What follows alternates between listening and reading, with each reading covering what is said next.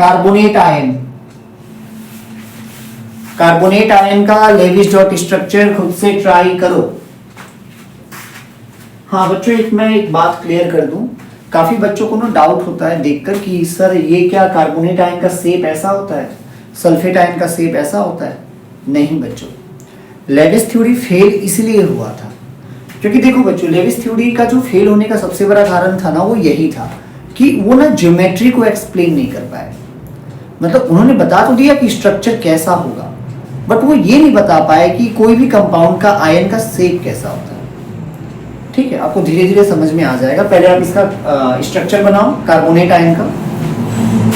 कर लिया ट्राई? मैं बनाऊं?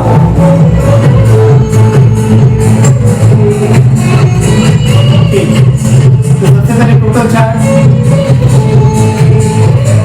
टोटल चार्ज कैलकुलेट कर लो। ठीक है, तो कार्बन का बच्चों 2,4 एक ही एटम है, तो ये 4 प्लस ऑक्सीजन का 2,6 3 एटम है, तो 3 into 6। नेगेटिव चार्ज है बच्चों, तो नेगेटिव चार्ज में मैंने कहा था आपको ऐड कर दो, तो +2 कितना आ जाएगा ये 3 6 18 4 22 2 24। क्लियर? ठीक है, अब कार्बन ऑक्सीजन ऑक्सीजन ऑक्सीजन, पहले आप सिंगल बॉन्ड ड्रॉ कर दो। क्लियर? अच्छा हाँ, सेंट्रल एटम मैंने कार्बन को क्यों लिया?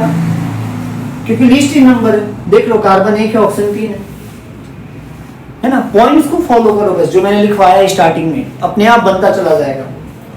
ठीक है, नाउ अब bond pair of electron calculate करते हैं। चलो, तो बॉन्ड पेयर ऑफ इलेक्ट्रॉन, एक बॉन्ड में 2 इलेक्ट्रॉन, तो 1 2 3 4 5 6, तो ये आ गया 6। क्लियर? अब कैलकुलेट कर लो बच्चों लोन पेयर ऑफ इलेक्ट्रॉन। तो lone pair of electron calculate करने का फॉर्मूला क्या है? Q minus bond pair of electron. Q कितना है? 24 minus bond pair of electron कितना है? 6, एंड दैट विल बी 18। समझ में आ गया? कोई डाउट नहीं अभी तक। अब ये जो 18 इलेक्ट्रॉन है बच्चों, इसका 2 यूज है, या तो ये लोन पेयर में रह जाएंगे, या तो इनका यूज होगा डबल बॉन्ड या ट्रिपल बॉन्ड में। क्लियर? तो सबसे पहले हम लोग क्या करेंगे, इस इलेक्ट्रॉन से ये तीनों कॉर्नर एटम का ऑक्टेट को कंप्लीट करेंगे। कैसे? देखो, ये ऑक्सीजन एटम है, ठीक है, इसके पास कितने इलेक्ट्रॉन है? 1 2, कितने चाहिए कंप्लीट करने के लिए? 6, तो लगा दो इसमें 6, 1 2 3 4 5 6। ठीक है, इसको भी देख लो, 1 2, तो इसको 6 चाहिए, 1 2 3 4 5 6। इसको भी 6 चाहिए, 1 2 3 4 5 6। क्लियर? टोटल हमने कितना यूज कर लिया? 6 6 12 6 18 था, 18 हमने कंप्लीट कर लिया। क्लियर?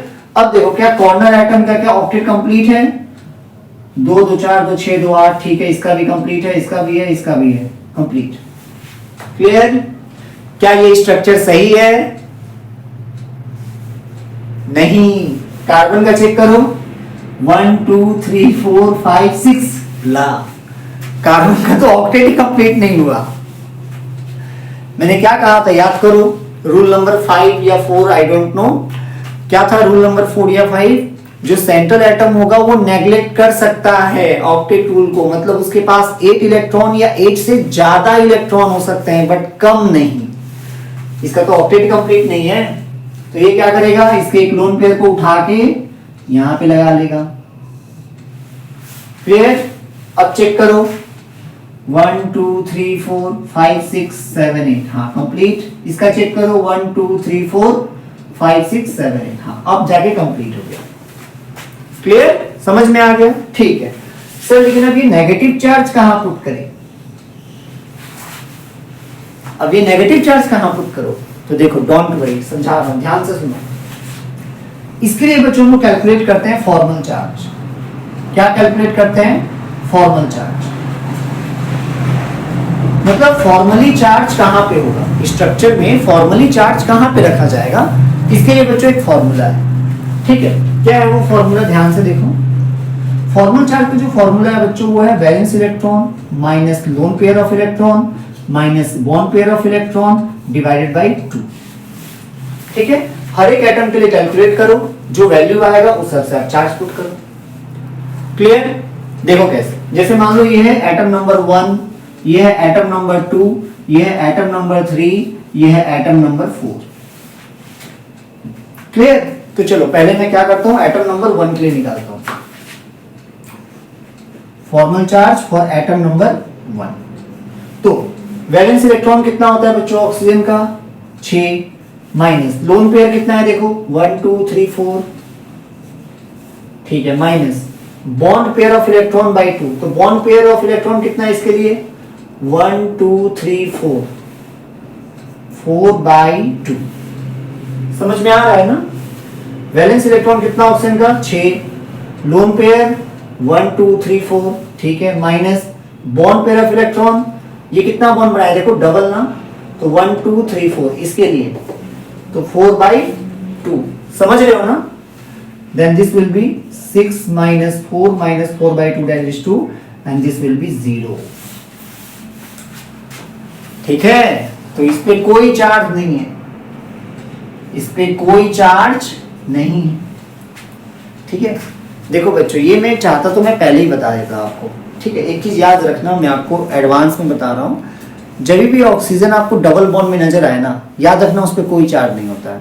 अगर वो सिंगल बॉन्ड में है तो उस पर नेगेटिव चार्ज होता है, और बहुत रेयर केस में ऑक्सीजन ट्रिपल बॉन्ड बनाता है तो वहां पे पॉजिटिव चार्ज डाल देना। ठीक है, बट अगर आप वैसा नहीं चाहते, वो ट्रिक याद नहीं करना चाहते, कैलकुलेट करो, है ना फॉर्मूला, कैलकुलेट करो, कुछ भी रटने की जरूरत नहीं, कैलकुलेट करके देख लो, आपको खुद ब खुद पता चल जाएगा। ठीक है सर, एटम नंबर 2 के लिए देख लीजिए formal charge for atom number 2। ठीक है, तो ऑक्सीजन का valence electron minus lone pair of electron minus bone pair of electron by 2, है ना?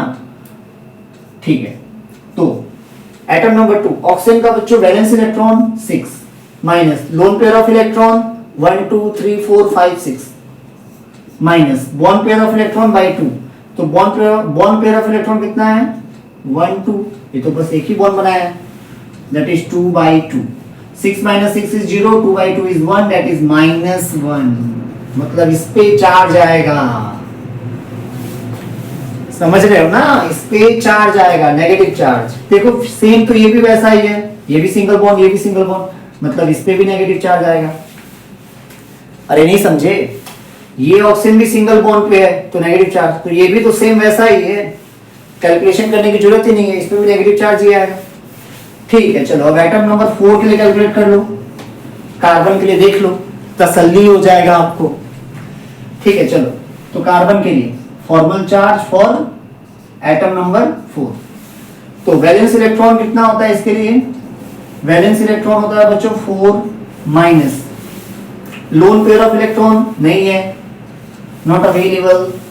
Okay, so bond pair of electron 1 2 3 4 5 6 7 8, है ना? 1 2 3 4 5 6 7 8, so it is 8 by 2 and this will be 8 by 2 is 4, 4 minus 4 is 2, so इसके ऊपर भी कोई charge नहीं है। क्लियर? इसके ऊपर भी कोई चार्ज नहीं है, तो स्ट्रक्चर क्या हो जाएगा एग्जैक्ट ऐसा ही। ठीक है, नेगेटिव चार्ज एक इसके ऊपर, एक इसके ऊपर, इसके ऊपर कोई चार्ज नहीं, एंड कार्बन के ऊपर कोई चार्ज नहीं। समझ में आया? देख रहे हो स्ट्रक्चर बनाने के पीछे कितने सारे पॉइंट्स होते हैं, कितने सारे रूल्स होते हैं जो लर्न करने पड़ते हैं। बट ये है बच्चों कि जब आप अगर वो सब सारे पॉइंट्स को, सारे रूल्स को जब लर्न कर लेते हो तो इजी हो जाता है बनाना, है ना? चलो क्वेश्चन नंबर 5, अब तो पक्का बन जाना चाहिए। Question number 5,